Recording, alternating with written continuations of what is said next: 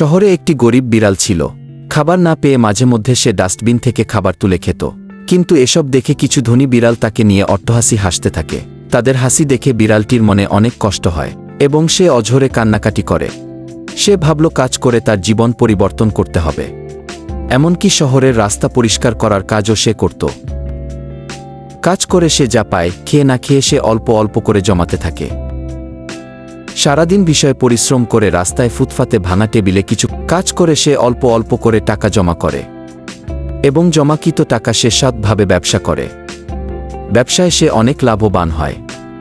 পরবর্তীতে বিড়ালটি ধীরে ধীরে ধনী হয়ে ওঠে। শহরের সবাই তাকে দেখে অবাক হয়ে থাকে। মাঝে মধ্যে তার পুরনো পরিশ্রম করার জায়গাগুলোতে এসে দাঁড়িয়ে থাকে। শহরের দুষ্ট বিড়ালগুলো তাকে দেখে অবাক হয়ে থাকে। ভিডিওটি ভালো লাগলে চ্যানেলটি সাবস্ক্রাইব করবেন।